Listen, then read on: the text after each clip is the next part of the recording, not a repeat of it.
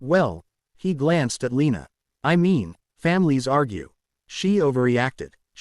I tilted my head slightly.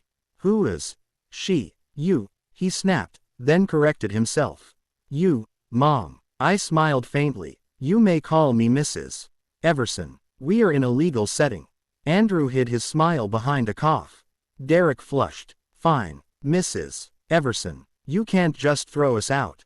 We're family. No, I said. You are occupants. The word landed cleanly. Lena's head jerked up. Mama. I raised my hand. She stopped. I will speak plainly, I said. 4 years ago, after your father died, I allowed you both to stay in my home temporarily. No lease, no rent, no contribution. I covered utilities, groceries, insurance, repairs, property taxes, and entertainment services. Andrew slid a document across the table. Receipts, statements, dates. Derek leaned forward, reading. His breathing changed. I also paid, I continued, for your car down payment, partial credit balances, and supplemental grocery expenses. Lena whispered, I didn't know it added up like that. That, I said softly, as the privilege of being supported. Derek slammed his hand on the table. So what? You're my wife's mother. That's what family does. No, I replied. That is what charity does. Family shows respect. Andrew intervened smoothly. Mr. Derek, you have 30 days to vacate. During this period, you may not interfere with the property owner, remove fixtures, or intimidate. Derek laughed bitterly. You think you've won. I met his eyes. No, I said. I think I've stopped losing. Silence again. Lena began to cry quietly. Not dramatically. The tired kind. The kind that comes when the body realizes pretending is expensive. Andrew slid her a tissue. I don't want this, she said. I just wanted peace. So did I answered. But peace is not free when one person pays for it alone. Derek stood abruptly. If you do this, Lena and I are done. I looked at my daughter. She did not look at him. That told me everything. Andrew stood. Meeting adjourned. Terms remain as served. That surprised me. Derek sat stiff-backed, jaw clenched, dressed too sharply for a man pretending not to be scared. His suit was expensive but worn wrong, like armor borrowed for a play. Lena sat beside him, shoulders rounded, eyes tired, clutching her purse as if it were a flotation device. Neither stood when I entered. That was fine. Standing was optional now. Good morning, Andrew said, professional, neutral. I took the chair across from them. Crossed my ankles. Folded my hands. No greeting from Derek. Silence has weight. I let it sit. Andrew cleared his throat. We're here to discuss the notice to vacate and related financial matters. Derek scoffed. This is insane. This whole thing is a misunderstanding blown out of proportion.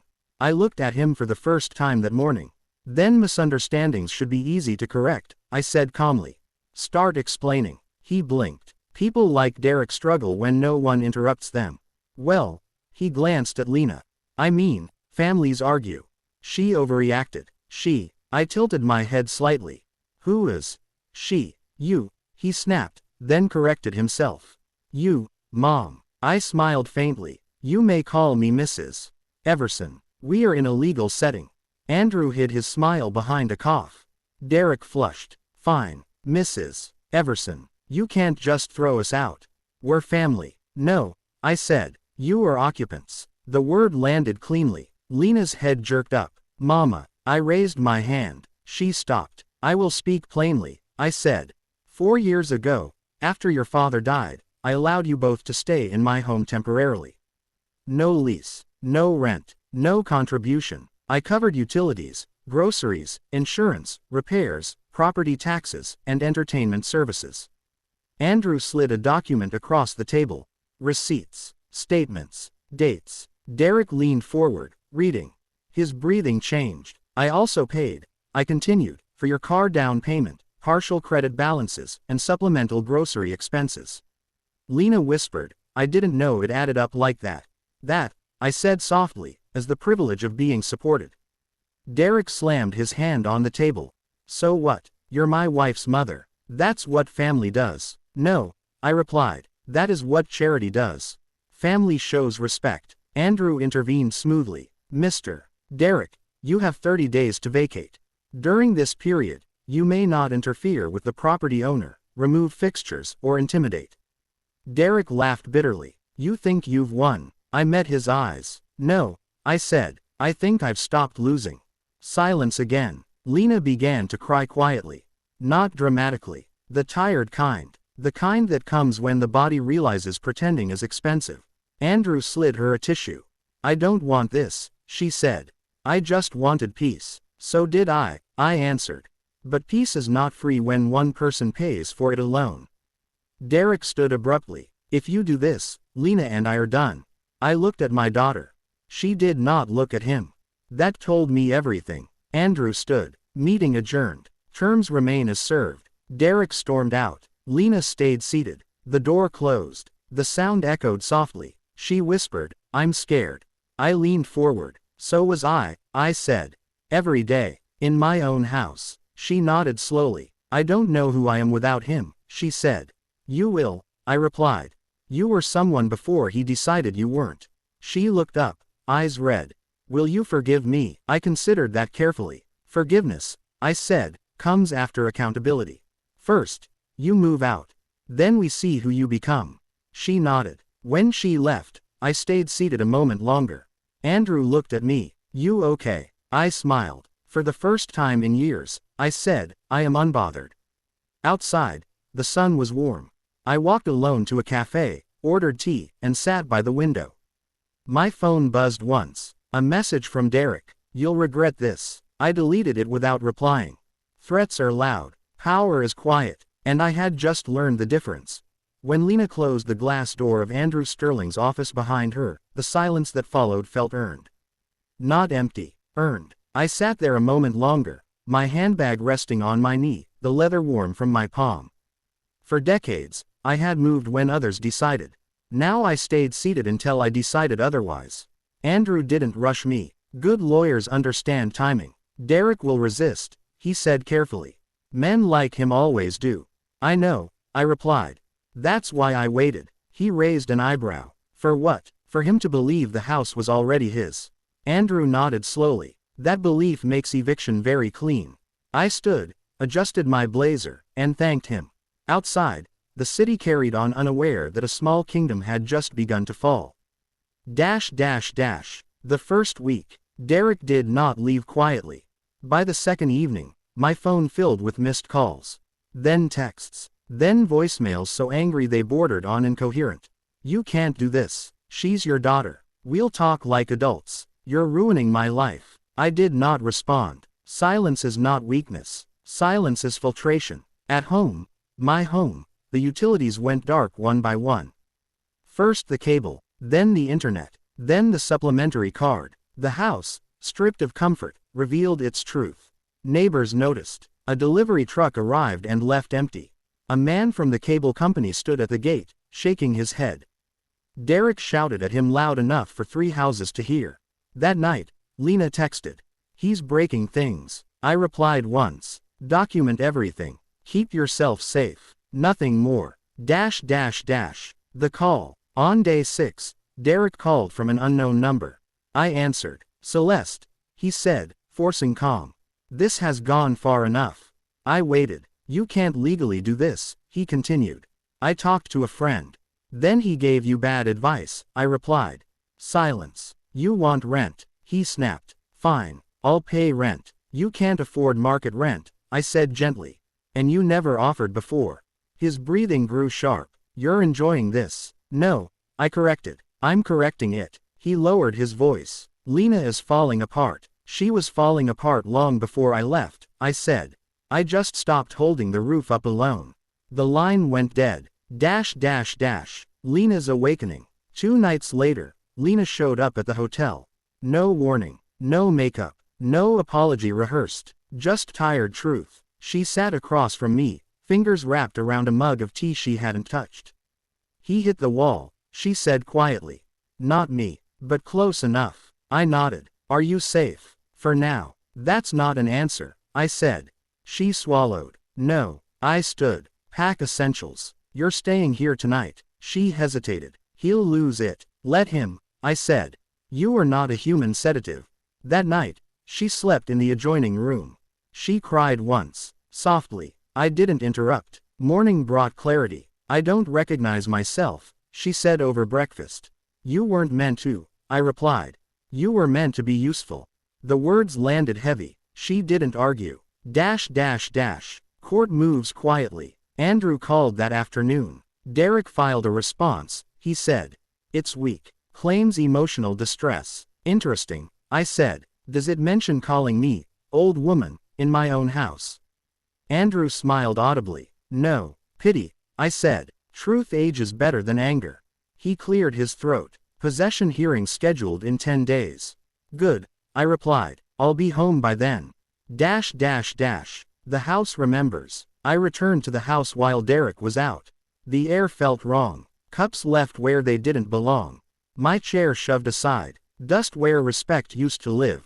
I opened windows. Let the house breathe. In my bedroom, the dresser drawer lay open. My document pouch was gone. I didn't panic. I called Andrew. He took copies, Andrew said after a pause. Not originals. He's bluffing. I closed my eyes. Men like him always do. The neighbors speak. By the end of the week, the neighborhood had chosen sides. Mrs. Caldwell brought soup. Mr. Hernandez asked quietly, everything all right, Celeste? I smiled. Being handled. That was enough. The warning. 3 days before court, Derek showed up at the hotel. Security stopped him. He shouted my name across marble floors. I did not look up from my book. When security escorted him out, I marked my page carefully. That night, I slept deeply. The eve of judgment. Andrew called once more. Tomorrow is straightforward, he said. He has no lease, no standing, no receipts. And Lena? I asked. She's not named, he said gently. Her choice will matter. I closed my eyes. Outside, rain began to fall. I whispered to myself. The morning of the hearing, I woke before dawn. The Grand Hyatt's room felt different than my home, quieter, yet it carried the same clarity. The city outside still slept, oblivious to the small battles of human dignity happening within its streets. I dressed in the beige blazer, white blouse, and navy trousers, the uniform I had claimed as my armor. Leather pumps tapped softly on the floor. Each step was deliberate. Each step said, I am in charge of myself now. Andrew Sterling was already in the car when I arrived.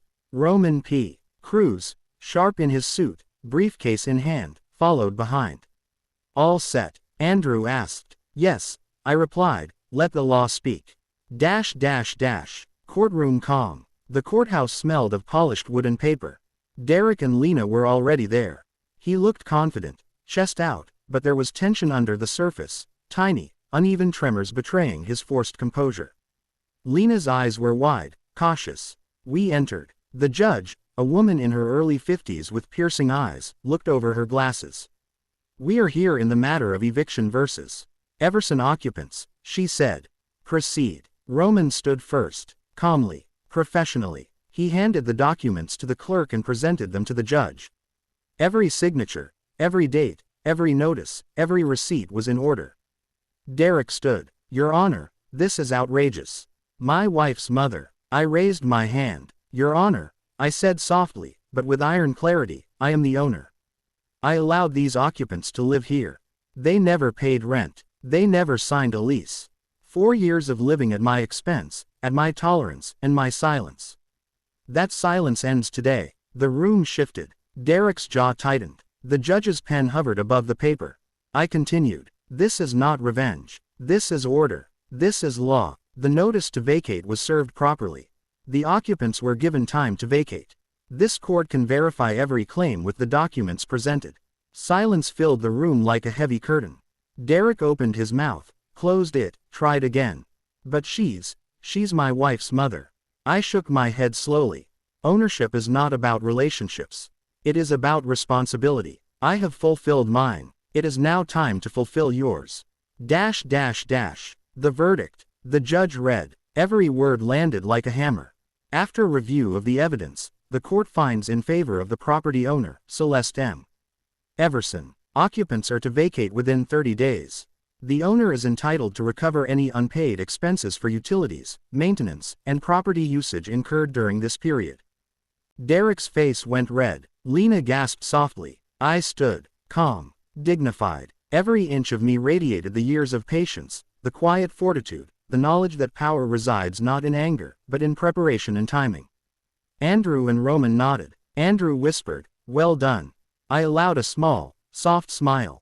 Yes, I said, it is well done. Aftermath. The drive home was peaceful. The city buzzed around us, but inside the car, the air was crisp with satisfaction. Derek did not speak. Lena looked at me quietly. She finally said, Mama, I never realized, I didn't understand. I reached out. My hand rested lightly on hers. You will understand, eventually. Respect is learned. It is not demanded, nor inherited. At the house, Roman delivered a final letter. Utilities were suspended, keys returned, documents filed. I walked through every room, feeling the walls, the air, the floors. It was mine again. Not just because of law, but because I remembered who I was. That evening, I brewed tea in the quiet kitchen. Peach cobbler cooled on the counter. The green velvet armchair welcomed me. The silence was rich, heavy with accomplishment. I sat, I sipped, I allowed the weight of 4 decades of being overlooked to settle and leave. Outside, the wind whispered through the trees. I smiled, thinking, this is what freedom feels like. And for the first time in years, I was free in my own house.